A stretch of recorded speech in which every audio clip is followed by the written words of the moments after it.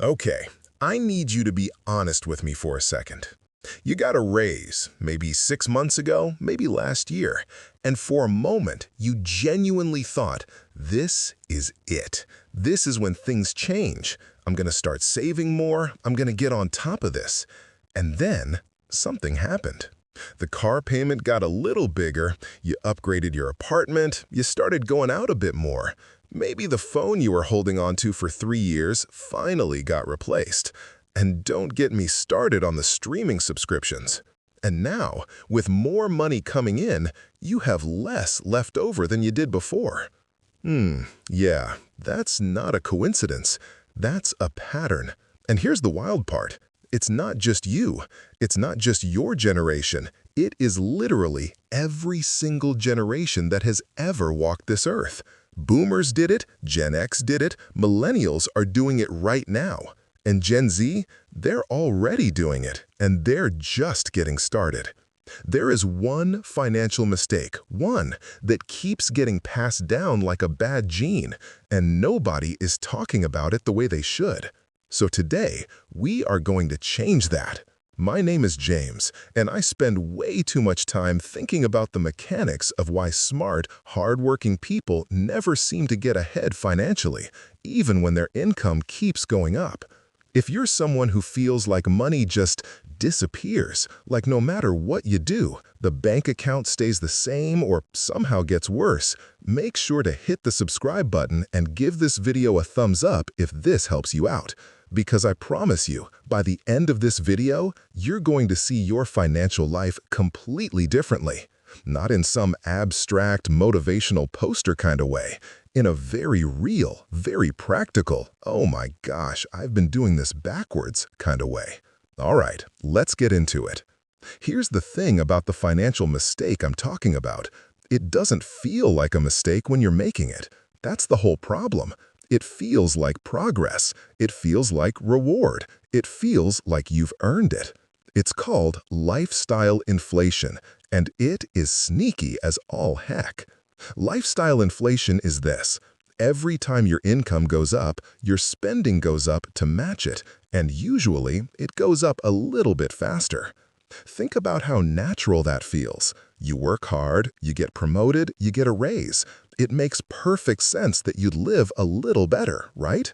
Take yourself out to nicer dinners, upgrade the mattress, get the car that doesn't make that weird noise every time you turn left. Look, I'm not here to tell you that you can't enjoy your money. That's not the point. The point is what happens on a longer timeline when you let lifestyle inflation run unchecked. Here's what most people don't realize. The gap between what you earn and what you save is the only thing that actually builds wealth. That's it. That's the whole game. And lifestyle inflation quietly destroys that gap every single time you get ahead. And here's the stat that should make you put down whatever you're eating right now and pay attention. According to a 2024 Lending Club report, 62% of Americans are living paycheck to paycheck. 62%. That includes people making over $100,000 a year. That includes people making over $150,000 a year. High earners, people with good jobs, educated people, people who should know better. So this is not an income problem. This is a behavior problem. And until we understand that distinction, no raise, no bonus, no second job will ever be enough. Okay, so why do we do this? Why does every generation, smart, capable people, keep falling into the exact same trap? Two reasons, and they both live inside your head. The first one is called hedonic adaptation. Now stay with me. This sounds fancy, but it's actually really simple. Hedonic adaptation is basically your brain's ability to get used to anything. You buy a new car, you're ecstatic for about 3 weeks. Then it's just your car. You get the bigger apartment, amazing, for a month. Then it's just where you live. You upgrade your phone, you're on cloud 9 until the next model drops 6 months later. Psychologists call this the hedonic treadmill. You keep running, but you never actually get anywhere. Because every time you achieve something that was supposed to make you happy, your brain resets the baseline. And suddenly you need more to feel the same way you felt before. This is where it gets really interesting. This isn't a personal failing. This isn't a willpower issue. It's literally how your brain was wired. Originally, to push you to keep seeking better resources, better shelter, better food. Your brain wasn't designed for a world where a credit card lets you fast forward 5 years of lifestyle upgrades in a single afternoon. The second reason is social comparison. And this one got turbocharged in the last decade. You've heard of keeping up with the Joneses. That concept has been around since the early 1900s. But the Joneses used to just be your literal neighbors, the people on your street, your friends from church, people you actually interacted with. Now the Joneses are Instagram. The Joneses are TikTok. The Joneses are some influencer living on a yacht in the Maldives, showing you what your could look like if you just buy this one thing. And here's the cruel irony that a Newsweek report highlighted. Those influencers, they are statistical outliers. That lifestyle is either sponsored, curated, or financed. It is not real. But your brain doesn't know that. Your brain sees it and files it under normal. This is what people like me should have.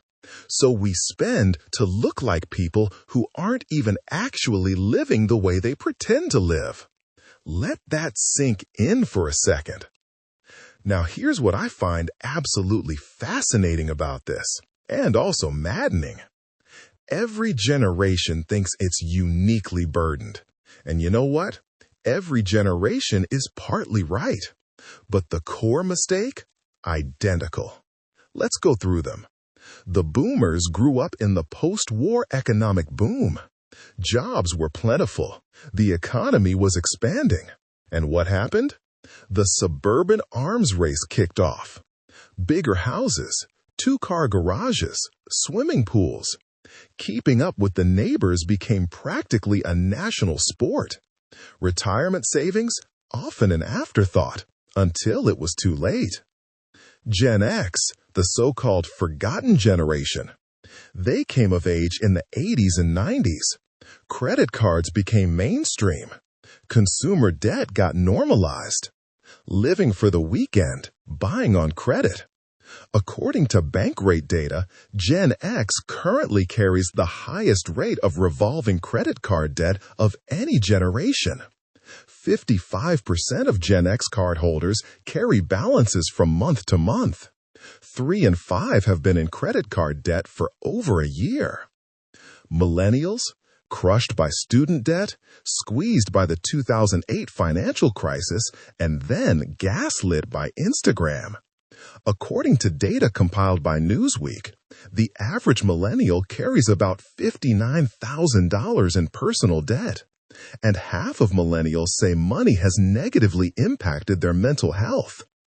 But, and here's the interesting part, millennials are actually more financially aware than any generation before them.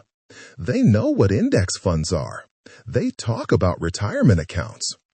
And yet, the paycheck-to-paycheck cycle still has them. And General Z, the newest players in the game. A 2024 survey found that 41% of Gen Z runs out of money nearly every month. Average Gen Z personal debt is already at $94,000. Higher than millennials, higher than General X. They're just getting started. And the same pattern is already forming. Look, I'm not saying external factors don't matter. They absolutely do. Student debt is real. Housing costs are insane.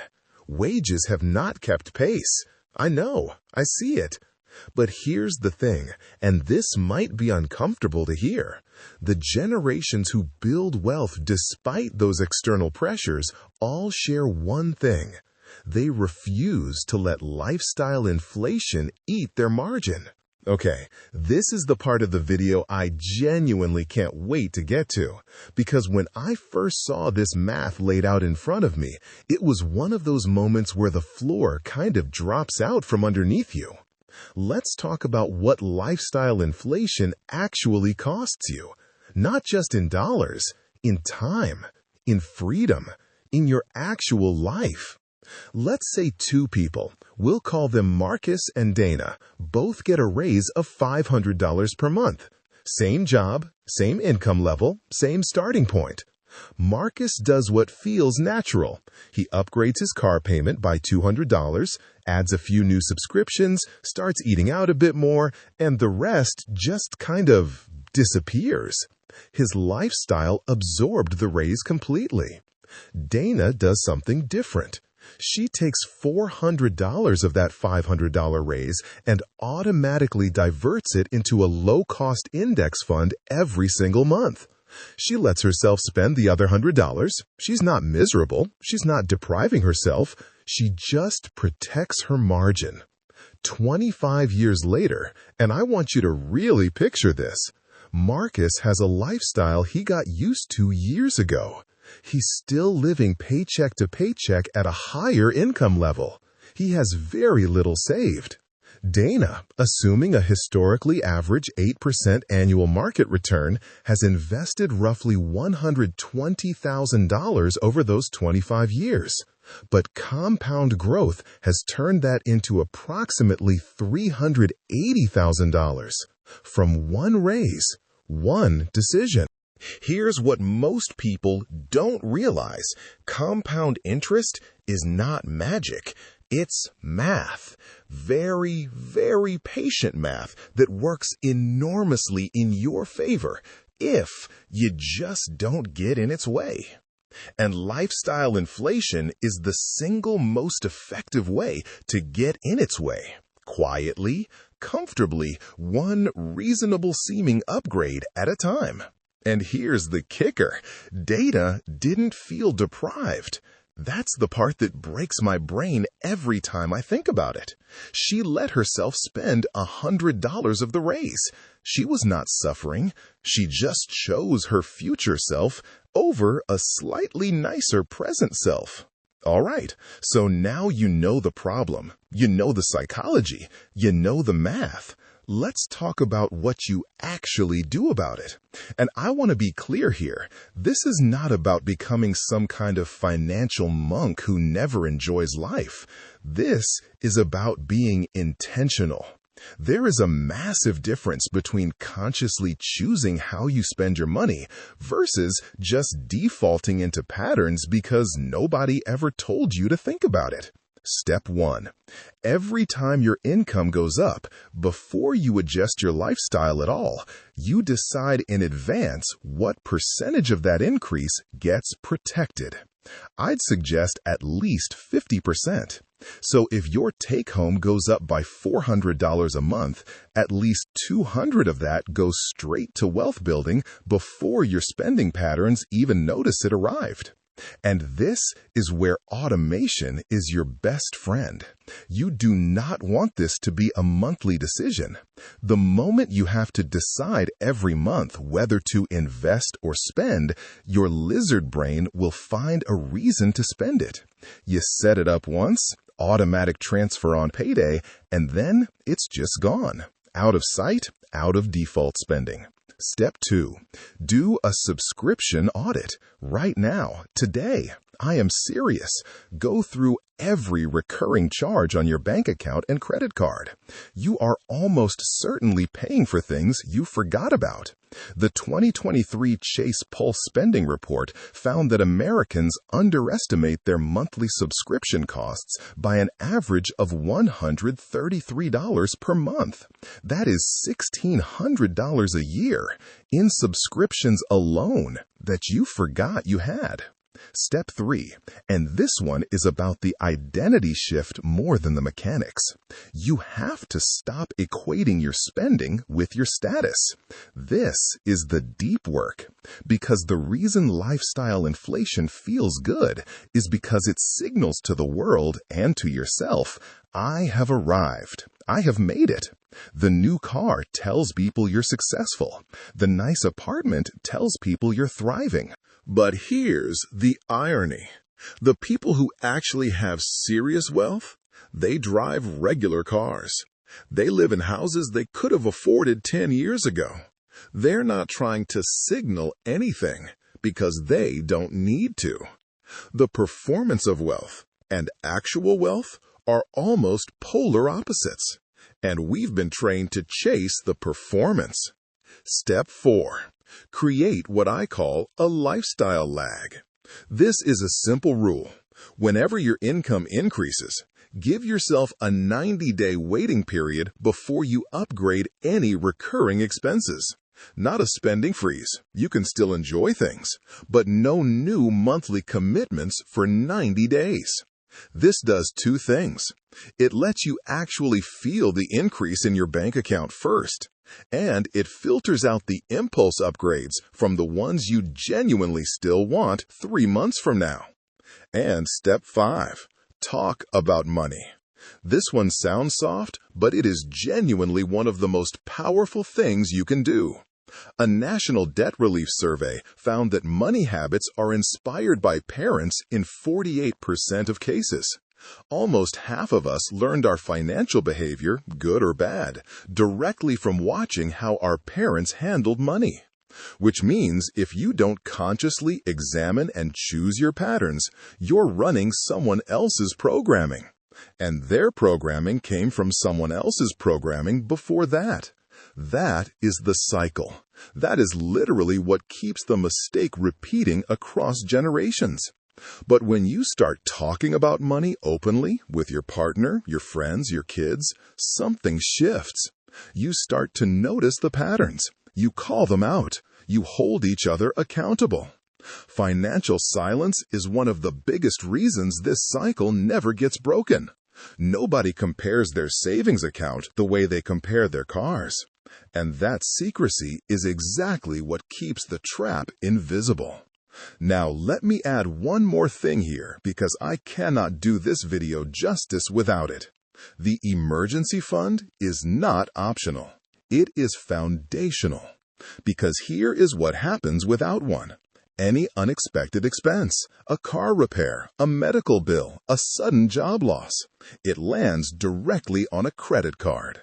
And credit card debt at 22, 23, 24% interest is one of the most destructive financial forces there is. It can unravel years of good decisions in a matter of months. The 2025 TIA Institute Personal Finance Index found that nearly 28% of Americans say they could not come up with $2,000 for an unexpected expense. 28%! That means one bad month, one broken transmission, one trip to the emergency room sends nearly a third of the country spiraling backward. Your emergency fund is the wall between your financial progress and chaos. 3 to 6 months of living expenses. Sitting in a high-yield savings account? Boring, untouched, non-negotiable. I want to leave you with something that genuinely shifted how I think about all of this. We live in a world that has trained us to believe that the goal of financial success is a certain lifestyle. The big house, the luxury car, the vacations, the status signals. And I'm not saying those things are wrong to want. Some of them might be genuinely meaningful to you. But here's the thing. The real flex, the thing that actually represents financial success, is optionality. The ability to say no. The ability to walk away from a job that treats you badly because you are not financially trapped. The ability to take care of someone you love when they get sick. The ability to take 6 months off and figure out what you actually want your life to look like. None of those things show up on Instagram. Nobody posts, "Hey, I had a terrible week at work and I could have quit, but I chose not to." That doesn't get likes. But that is freedom. And freedom is built in the gap between what you earn and what you spend. One disciplined decision at a time. Your grandparents didn't know about this trap. Your parents probably didn't either. But you now have no excuse. And that's actually a beautiful thing. This is the generation that breaks the cycle. If this video helped you or shifted your outlook on lifestyle inflation and building real financial freedom, do me a favor. Share it with someone who needs to hear this. Maybe it's a friend who just got a raise and you can already see the new car coming. Maybe it's a younger sibling just entering the workforce. Maybe it's a parent who's been running this cycle for decades and doesn't realize there's another way. One conversation, one share, can literally change the financial trajectory of someone's entire life. I'll see you on the next one.